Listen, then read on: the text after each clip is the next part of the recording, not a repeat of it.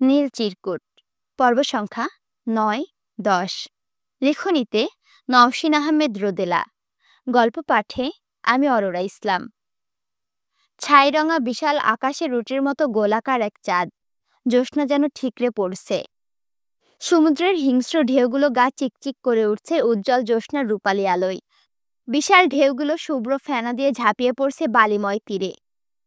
নগ্ন পায়ে অগোছালো পদক্ষেপগুলো জলের তোড়ে মিশিয়ে দিচ্ছে মহামণ্ডিত গর্জনে কাঁপিয়ে তোলা চারপাশ। অন্ধকার মাথায় নিয়ে দাঁড়িয়ে থাকা গাছগুলো প্রচণ্ড বাতাসে তীর তীর করে কাঁপছে। কাঁপছে নম্রতার চুল, ওড়নার আঁচল। মুগ্ধ চোখ দুটো তাকিয়ে আছে বহুদূরে। বিশাল আকাশ আর সমুদ্র পরম ভালোবাসায় যেখানে মিলেমিশে একাকার হয়েছে, ঠিক সেখানটাতে। কি আশ্চর্য সুন্দর এই পৃথিবী! কি আশ্চর্য সুন্দর আকাশ আর সমুদ্রের এই স্বর্গীয় মিলন।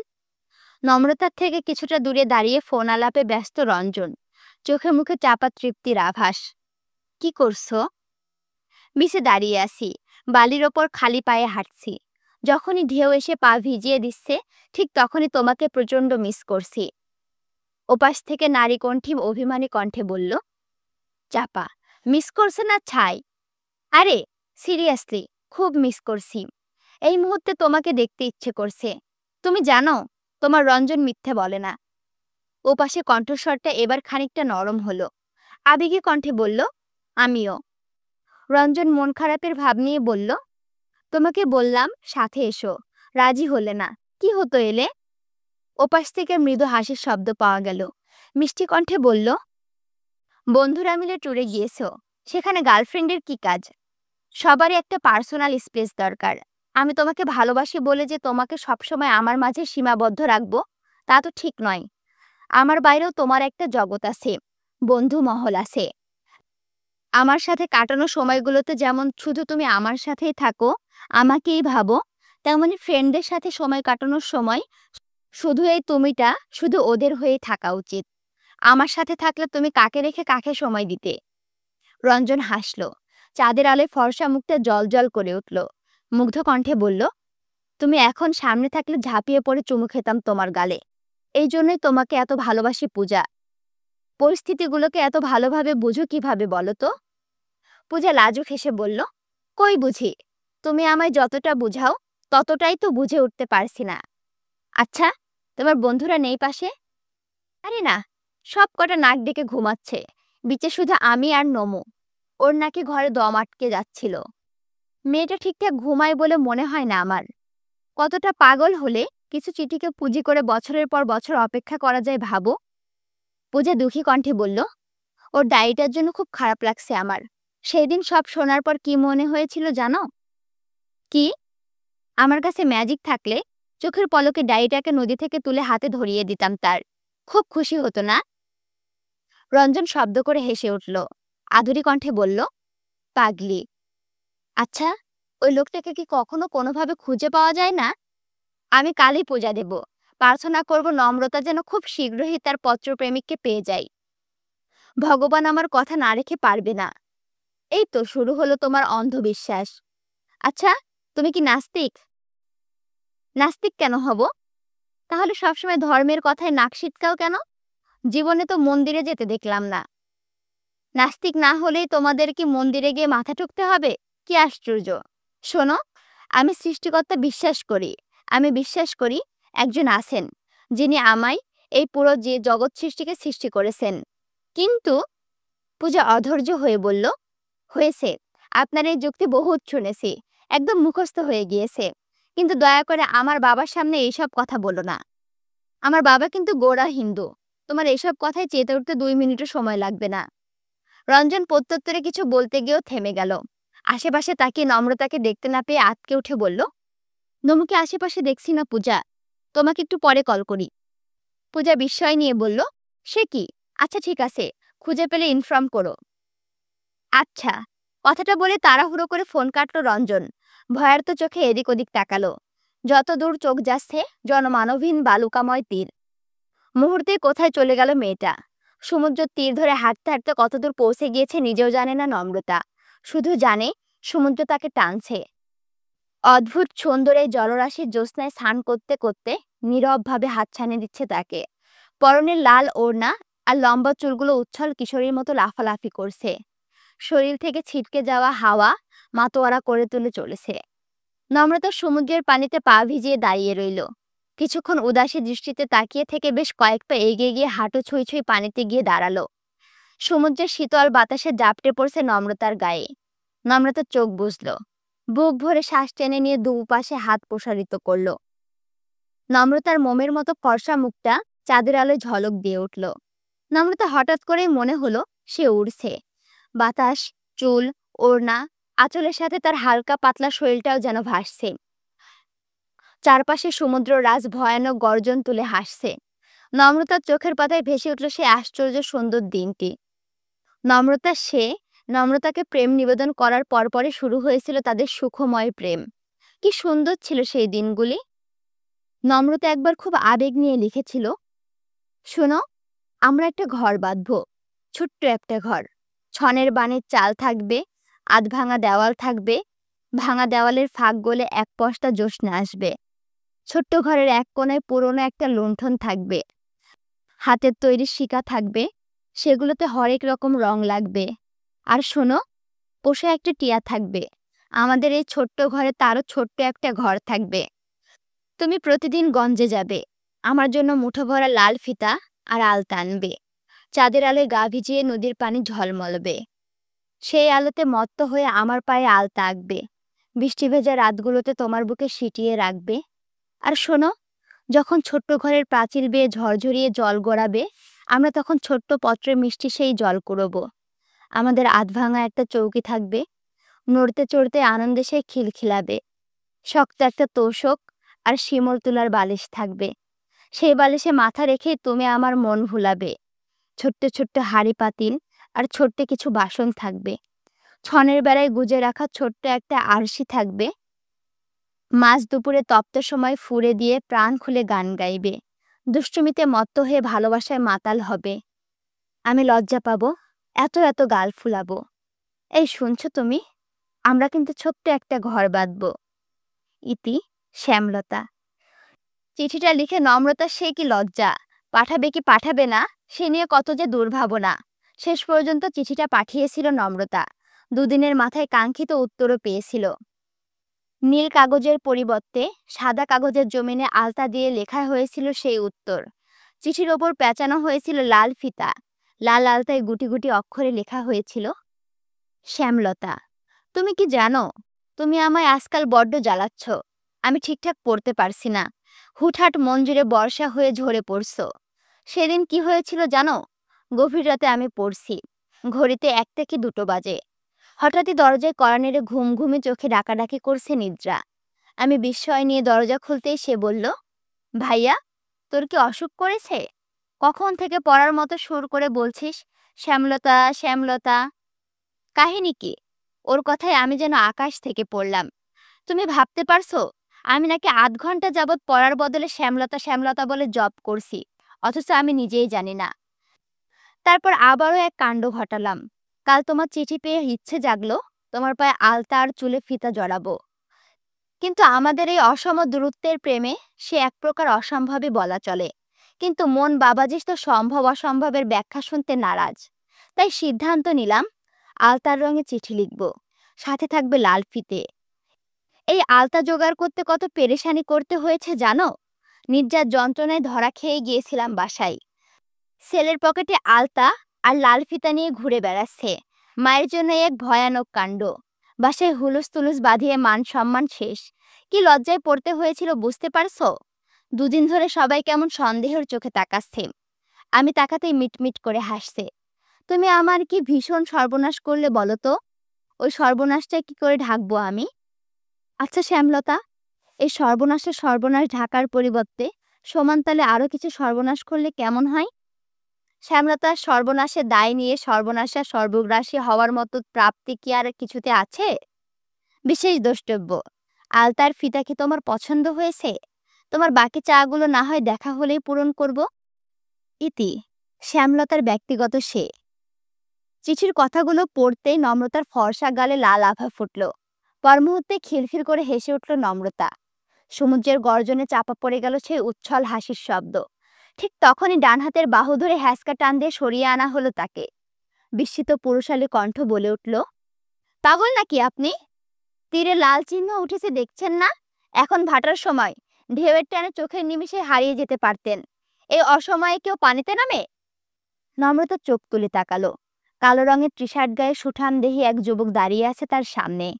চোখে মোটা ফ্রেমের চশমা। চাঁদের আলোয় চেহারা ভালো বোঝা যাচ্ছে না, তবুও চিনে ফেলল নম্রতা। কয়েক সেকেন্ড তাকে সে ভুরু কুঁচকে তাকালো। রাগান্বিত কণ্ঠে বলল, আপনি? সামনে দাঁড়ানো মানুষটা বোধহয় খানিক চমকালো, কপাল কুঁচকে বলল, ওহ শিট, আপনি লঞ্চে ওই পাগল মেয়েটা না? নম্রতা যেন আরো একটু জ্বলে উঠল এবার। তেড়ে এসে বলল, আমাকে দেখে পাগল মনে হয়? আরফান ভারী অবাক হয়ে বলল, মনে হয় মানে? আমি তো 100% শিওর যে আপনি পুরোদস্ত পাগল। নম্রতার ডায়েরি হারানোর জ্বালাটা আবারও তীব্র রূপ ধারণ করলো। আরফানের দিকে তেড়ে যেতে দুপা পিছিয়ে গেল আরফান। এমন সময় দূর থেকে দৌড়ে এলো তিনটা ছেলে। নম্রতার কাছাকাছি এসে হাঁটুতে ভর করে জোরে জোরে শ্বাস নিল। নাদিম কোমরে হাত রেখে হাঁপাতে লাগলো। গর্জে উঠে বলল, ওই হারামি, তোরে আজকে সমুদ্রের পানি খাওয়াইতে খাওয়াইতে মাইরা ফেলমু আমি। শালি, তোরে খুঁজতে গিয়ে জীবন শেষ। রঞ্জন তো ভয় দেখাই দিছিল বাল। উফ, মায়া মানেই যন্ত্রণা। নাদিম থামতে আরফানের পেছনে এসে দাঁড়ালো একটি লোক। ফর্সাটে গোলগাল মুখ, চোখে মুখে জ্ঞানী জ্ঞানী ভাব, ফর্সা চামড়ায় লাল টকটকে ঠোঁট। লোকটি হালকা ঝুঁকে নম্রতাকে নিরীক্ষণ করে বলল, আরফান, কি হয়েছে দোস্ত, এভাবে ছুটে এলি যে? বন্ধুর কথায় ফুস করে নিঃশ্বাস ছাড়ল আরফান। বিরক্ত কণ্ঠে বলল, আর বলিস না, দুদিন যাবত এক পাগলকে বাঁচাইতে গিয়ে বারবার মান সম্মান খাওয়াইতে হচ্ছে আমায়। মানে? মানে বুঝলাম না। এই ভাটার সময় হাঁটু পানিতে দাঁড়িয়ে সমুদ্রে বিলাস করতেছে এই রমণী। আমি ভালো বুঝে বাঁচাতে গেলাম, সে উল্টো আমার ওপরই অখুশি। Such a foolish girl. Namrata আবারও তেড়ে গিয়ে বলল, খবরদার, বাজে কথা বলবেন না। আমার অত বড় একটা ক্ষতি করে এখন মহৎ শাস্তে এসেছেন? আরফান দুপা পিছিয়ে গিয়ে নিজের রাগ নিয়ন্ত্রণ করে বলল, দেখ নিশাদ, কেমন অসভ্য মেয়ে। কার্টেসি বলতে কিছু নেই। আমার ল্যাপটপটা ওভাবে ফেলে দিয়ে বিন্দুমাত্র অনুতাপ নেই। ইচ্ছে করছে? নিশাদ হুহা করে হেসে উঠল। আরফানের কাজ ঝাঁকিয়ে তাকে শান্ত করে বলল। নাদিম উসখুস করে বলল, নমো, বাদ দে বোন, ঝগড়া টগড়া কইরা লাভ নাই। এ ভাই খুব একটা মিশা বলে নাই। তোর মাথায় এল্লা ওল্লা সিট দেখা দিতেছে। এই রাইতে কেউ একলা একলা এত দূর আহে, তারপর পানিতে নামে? নম্রতা চোখ মুখ লাল করে নাদিমের দিকে তাকালো। রঞ্জন এক পা এগিয়ে গিয়ে আরফানকে উদ্দেশ্য করে বলল, সৌভাগ্যবশত আপনাদের সাথে আবারও দেখা হয়ে গেল। আর দুর্ভাগ্যবশত আবারও এমন একটা সিন ক্রিয়েট হলো। সরি ভাইয়া, আসলে নমো একটু ডিপ্রেসড। আরফান কিছু বলার আগে পাশ থেকে নিশাদ হাত বাড়িয়ে দিয়ে বলল, ইটস ওকে, সুন্দরী মেয়েদের টুকটাক ভুল মাফ করা যায়। আমি নিশাদ আহমেদ নীরব, বর্তমানে প্রাইভেট ইউনিভার্সিটির লেকচারার। আর ও হলো ডক্টর আরফান আলম। বন্ধুদের সাথে ট্যুরে এসেছি। আর আপনারা? রঞ্জন ডান হাতটা বাড়িয়ে দিয়ে মৃদু হাসল। বলল, আমি রঞ্জন চক্রবর্তী। ঢাকা বিশ্ববিদ্যালয়ে সাইকোলজি 3rd সেমিস্টারে পড়াশোনা করছি। ওরা আমার বন্ধু নাদিম হোসেন, অন্তু তালুকদার আর নম্রতা মাহমুদ। আমরাও ট্যুরে এসেছি। নিশাদ বিনয়ী হাসি দিয়ে বলল, তোমরা তো তাহলে আমাদের থেকে বেশ কয়েক বছরের জুনিয়র হবে। অলমোস্ট 7 কিংবা 8, তাই না আরফান? আরফান ভদ্রতার হাসি দিয়ে মাথা নাড়ালো। দুপক্ষের পরিচিতি পর্ব শেষ হতেই বিদায় নিয়ে যার যার হোটেলে রওনা হলো। হোটেলের পথে ফিরতে ফিরতে হঠাৎই প্রশ্ন করলো নাদিম, এই লেকচারারটাকে তুই চিনিস নমু? নম্রতা অবাক হয়ে বলল, কোন লেকচারার? আরে, একটু আগেই কথা হলো না, নিষাদ না বিষাদ নাম কইল। নম্রতা আরেক দফা অবাক হয়ে বলল, আমি ওই বেটাকে চিনব কেন? নাদিম কপাল কুঁচকে বলল, তাহলে ওই পোলাই তোরে চিনে কেমনে? নাদিমের কথায় 3 জোড়া চোখ তার উপরে এসে নিবদ্ধ হলো। রঞ্জন চোখ ছোট ছোট করে বলল, ওই বেটার নমুকে চিনে তোরে কে বলল? ফেরার সময় স্পষ্ট শুনলাম ওই লেকচারার আরফান ভাইকে বলছে, রাগিস না দোস্ত, ছেড়ে দে, মেয়েটা আমার পরিচিত। নাদিমের কথায় 3 জনে অবাক হয়ে একে অপরের দিকে তাকালো। নম্রতার কপালে ভেসে উঠল চিন্তার ভাঁজ। এই লোক কি করে চিনবে তাকে? কই, সে তো চিনে না। দুপুরের খাবার শেষ করে নম্রতাদের ঘরে আড্ডায় বসেছিল বন্ধুরা। বাইরে মুষলধারে বৃষ্টি। পরিষ্কার কাচের জানালায় জমে আছে ফোঁটা ফোঁটা জল। উত্তাল সমুদ্রের গর্জনে আর বৃষ্টির শব্দ মিলেমিশে তৈরি হয়েছে নতুন এক সুর। সেই সুরে মাতোয়ারা সে হয়ে পলঙ্কারী নৃত্যে মত্ত হয়েছে ঝাউ গাছের সারি আর নারিকেল গাছের বহর। কাল শেষ রাতের দিকেও 3 নম্বর বিপদ সংকেত ছিল সৈকতে। সকালের দিকেও আবহাওয়া ছিল চলনসই, কিন্তু দুপুরের দিকে হঠাৎই কোথা থেকে উড়ে এলো এক আকাশ কালো মেঘ। শুরু হলো ভয়ানক বর্ষণ। সমুদ্র সৈকতে জারি করা হলো ৭ নম্বর বিপদ সংকেত। দুপুরের পরপরই বাসের টিকিট কাটা হয়েছিল নম্রতাদের। পরশু থিওরি পরীক্ষা। রাতের মাঝে ঢাকায় ফেরা যখন চাই ঠিক তখনই শুরু হলো বৃষ্টিকন্যার ইচ্ছে বিলাস। বৃষ্টিকন্যার এহেন ন্যাকামতের টিকিটগুলো সাথে সাথে ধরা বাঁধা সময়টাতেও ভেস্তে গেল। নম্রতা নীরা কফি হাতে বিছানার হেডবোর্ডে ঠেস দিয়ে বসে আছে। নাদিম বিছানার উপর হাত পা ছড়িয়ে শুয়ে আছে। একটু পরপর হাতে থাকা গিটারের টুংটাং আওয়াজ তুলছে। ডান পাশে ধবধবে সাদা সোফায় বসে আছে রঞ্জন। এক হাতে কফি, অন্য হাতে ফোন। অন্তু কার্পেটের ওপর পা গুটিয়ে বসেছে। কোলের ওপর ল্যাপটপ। কোলের পাশে ধোয়া ওঠা কফির কাপ। সোয়া বসে আছে বিছানার এক কোনায়। চশমাটা নাকের ডগায় এসে ঠেকেছে। গায়ে ভারী কম্বল জড়ানো। সোয়ার কফির কাপটা পাশের টেবিলে রেখে ঠোঁট উল্টালো। কপাল কুঁচকে বলল, আচ্ছা, ওই লোকটা নমুর ওই পত্রপ্রেমিক হতে পারে না? আই মিন, কোইন্সিডেন্টলি পৃথিবীতে কত শত কাকতালীয় ব্যাপার ঘটেছে। এটা কি তাদের মধ্যে একটা হতে পারে না? সোয়ার বোকা কণ্ঠে বলা কথায় ৫ জোড়া চোখ তার উপরে এসে নিবদ্ধ হলো। প্রতিজোড়া চোখের পলকহীন তাকিয়ে আছে তার চেহারায়। ছোঁয়া অস্বস্তিতে পড়ে গেল। আমতা আমতা করে বলল, সরি, আসলে নমু সেই দিন বলেছিল লোকটার নামের প্রথম অক্ষর এন হওয়ার সম্ভাবনা প্রবল। আবার তোরা যে লোকটার কথা বলছিস, কি নাম যেন, নীরব না নিষাদ, হোয়াট এভার, সেই নামটাও এন দিয়ে শুরু। তিনি ভার্সিটির lecturer. That means bright student. নমুর ভাষ্যমতে নমুর পত্রপ্রেমিকও ব্রাইট স্টুডেন্ট ছিল। বর্ণনাটাও মিলে যায়। ওই হিসাবে ভুল করেই বলে ফেলেছি কথাটা। I think I was wrong, sorry. কেউ কোনো জবাব দিল না। আগের মতোই তাকিয়ে রইল চুপচাপ। তারপর হঠাৎই শটান উঠে বসল নাদিম। অতিরিক্ত উত্তেজনায় সোয়াকে একটা শক্ত ধাক্কা দিয়ে সবার চোখের চঞ্চল দৃষ্টি ঘুরিয়ে নিয়ে চেঁচিয়ে উঠে বলল, হোয়াট আ থিঙ্কিং, এভাবে তো ভাইবা দেখি নাই। সোয়া উল্টে পড়তে পড়তে সামলে নিল। নাদিমের দিকে রক্তচক্ষু নিক্ষেপ করে বিছানা থেকে সরে গিয়ে সোফায় গিয়ে বসল। রঞ্জন নম্রতার দিকে দৃষ্টি ফেরিয়ে ভুরু নাচালো। কৌতুক মাখা কণ্ঠে বলল, কিরে, হতে পারে নাকি এমন কোইন্সিডেন্ট? কাল তো কাছাকাছি দাঁড়িয়েছিলি, ফিল্ডটির পাসনি কিছু? নম্রতা বিরক্তি কণ্ঠে বলল, এটা কোনো সিনেমা নাকি যে পাশে দাঁড়ালে লাইলির মতো ফিল্টিল আসবে? আমি তাকে কখনোই দেখিনি, পাশে দাঁড়ায়ও নি, কাছে যায়নি। তার বাহ্যিক কিছুই জানা নেই আমার। জানার মধ্যে শুধু জানি মন। তার মন পড়া ব্যতীত অন্য কিছু জানার সুযোগই হয়ে ওঠেনি কখনো। নাদিম মাত্রা অতিরিক্ত বিরক্তি হয়ে বলল, ছাতার মাথার প্রেম করো তোমরা। এই যুগে এসে এমন রঙ্গিলা প্রেম কাহিনী দ্বিতীয়টি দেখার সৌভাগ্য কারো হয়েছে বলে আমার মনে হয় না। নম্রতা প্রত্যুত্তরে কিছু বলল না। উদাস দৃষ্টিতে তাকিয়ে রইল জানালার বাইরের দিকটায়।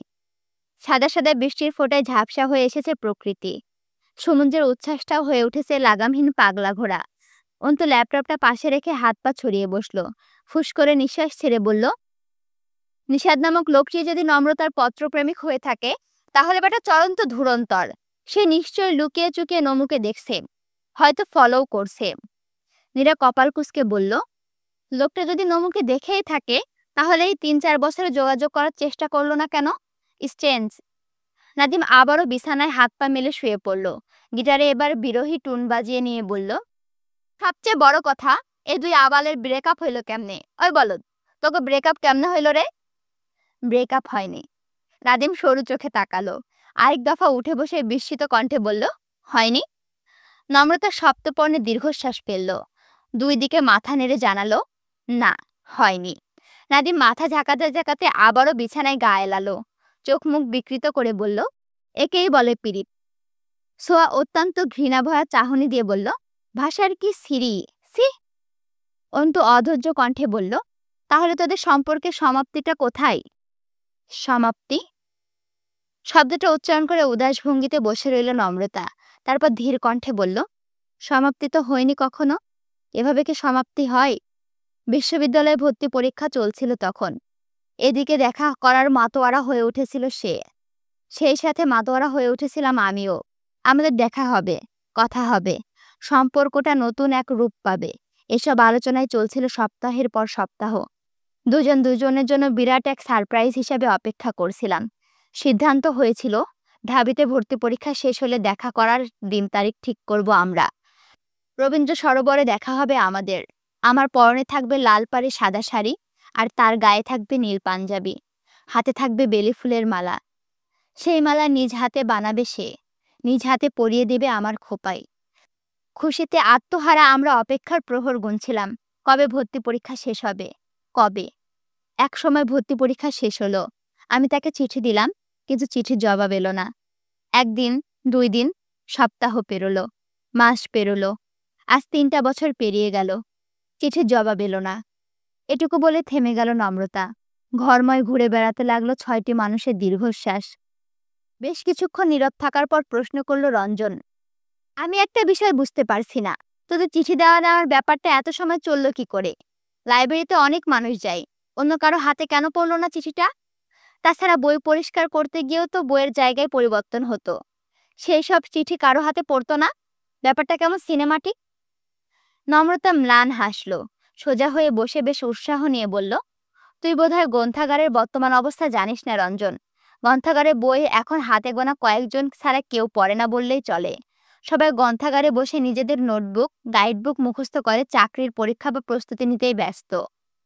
পড়াশোনার জন্য গ্রন্থাগারের পরিবেশটা অতিরিক্ত ভালো বলেই গ্রন্থাগারে এত ভিড়, সাহিত্য চর্চার জন্য নয়। তারপরে দর্শনের ওই পেটমোটা বই কে পড়বে? আমার ভাগ্য সুপ্রসন্ন ছিল বলেই হয়তো চিঠিটা তার হাতে পৌঁছেছিল, নয়তো চিঠি বাবা যে সেখানে ইতিহাস হয়ে রয়ে যেত। তাছাড়া গ্রন্থাগারে প্রত্যেক ক্যাটাগরি আলাদা আলাদা সেলফ থাকে। আমাদের চিরপরিচিত বইটি মাঝে মাঝে স্থান পরিবর্তন করলেও ঘুরে ফিরে সে একই সেলফের মাঝে ঘোরাঘুরি করত। খুঁজে পেতে খুব একটা বেগ পেতে হতো না। রঞ্জন ঠোঁট উল্টে বলল, বাপরে। ছোঁয়া হঠাৎই আর্তনাদ করে উঠে বলল, পরশু যে আমাদের সিটি আছে, মনে আছে তোদের? এই বৃষ্টিতে ফিরবো কিভাবে আমরা? প্রিপারেশনও নেই একদম।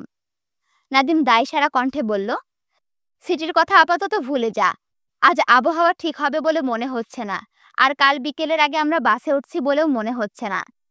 ছোঁয়া চোখ বড় বড় করে বলল, মানে? কিন্তু কেন?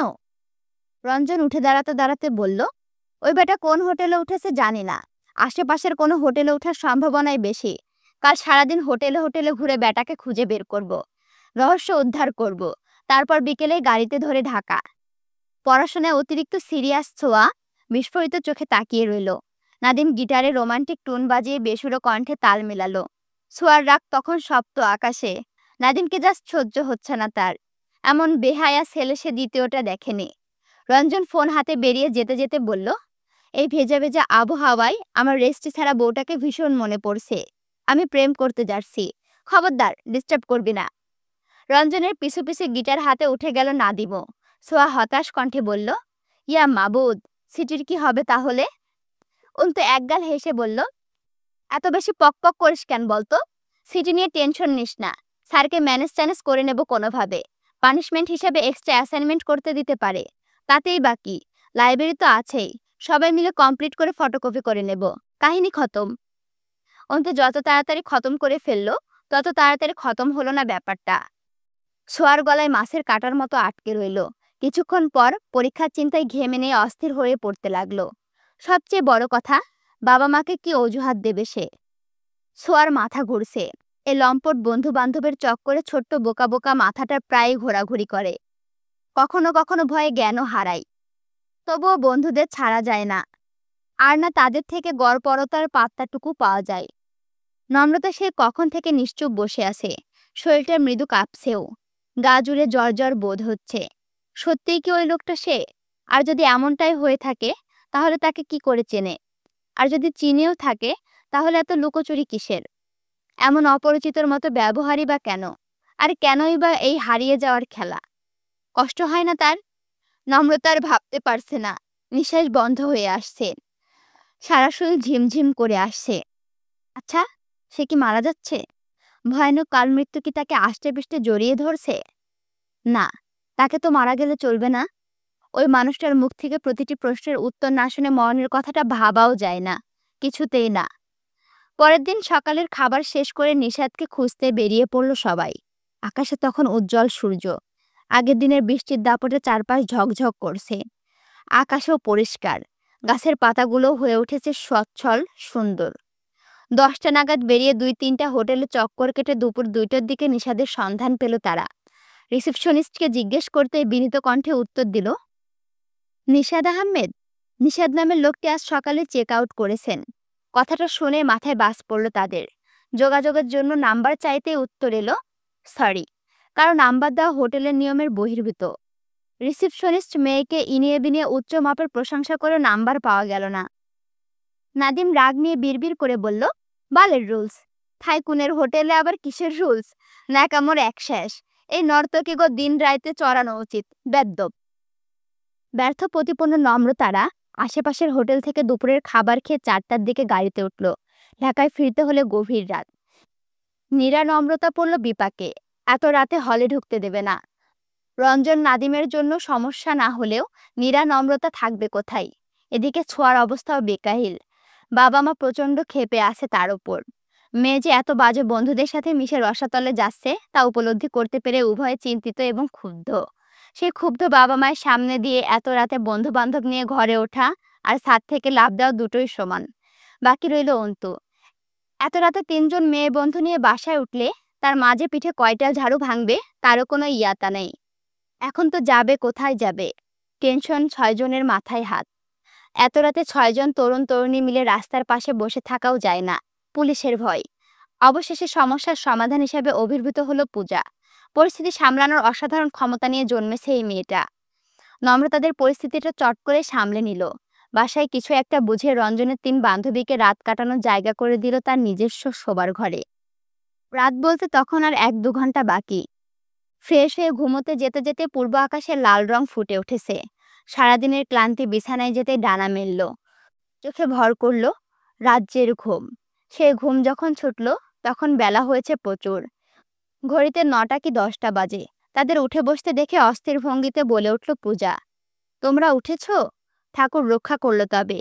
রঞ্জন ফোন দিতে দিতে অস্থির করে ফেলছে। তোমাদের নাকি 10:30টায় সিটি আছে। ক্লাস টেস্টের কথা শুনতে স্প্রিংয়ের মতো উঠে দাঁড়ালো নম্রতা আর ছোঁয়া। নীরাকে লাথি গুতি দিয়ে তুলল, তাড়াহুড়ো করে ফ্রেশ হলো। পূজা তাদের খাবারটা শোবার ঘরের টেবিলে রাখতে রাখতে বলল, রঞ্জন আর নাদিম নিচে সিএনজি নিয়ে অপেক্ষা করছে। তোমরা খাবে কখন? 10টা 15 বাজে। নম্রতাদের আর খাওয়া দাওয়া হলো না। খাবার ফেলে রেখে দৌড়ে নিচে নামলো তারা।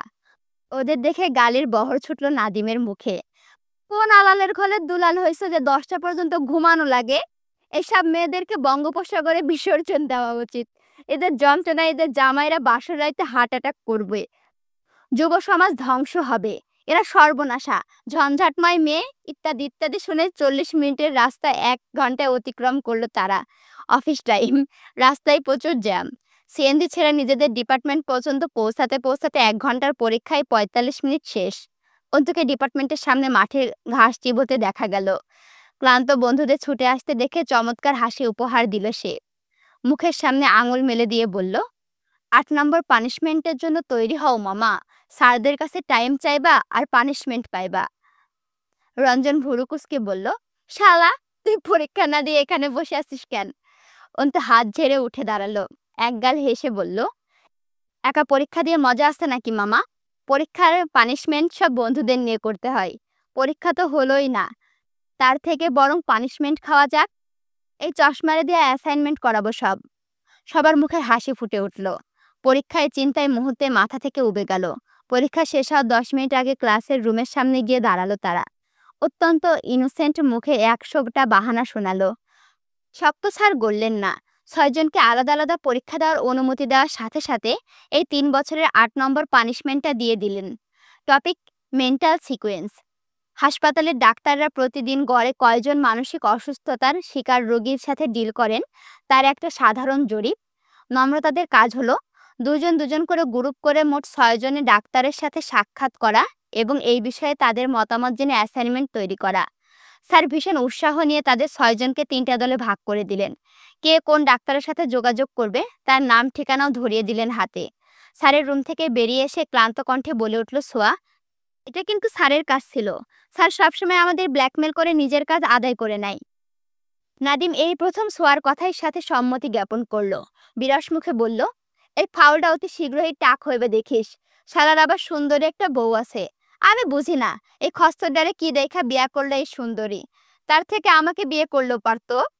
আমি না করতাম না। ব্যাটারে বদদোয়া, বউ ভাগবো হালার। নাদিমের কথাকে সম্পূর্ণ উপেক্ষা করে উচ্ছ্বাল কণ্ঠে বলে উঠল অন্তু। নমু, দোস্ত, তোর তো ফাটবে রে। নম্রতা কপাল কুঁচকে বলল, মানে? তোকে দেওয়া দুটি নামের মধ্যে একটা আরফান আলমের নাম। নম্রতা নীরা বিষয়টা ধরতে না পেরে বিস্ময় নিয়ে বলল, তো? নাদিম হুহা করে হেসে উঠে বলল, চিন্তাছ না মামা, এটা কোনো সাধারণ আরফান না বইন, এটা লঞ্চের ধাক্কা আরফান। নাদিমের কথায় বিস্ময়ে চোখ বড় বড় হয়ে গেল নম্রতার। নীরার সাথে দৃষ্টি বিনিময় হতে আক্রোশ নিয়ে বলল, তুই একা যা, আমি যাব না। নীরা অসহায় চোখে বন্ধুদের দিকে তাকালো। বন্ধুদের ঠোঁটে তখন চাপা হাসির রেখা।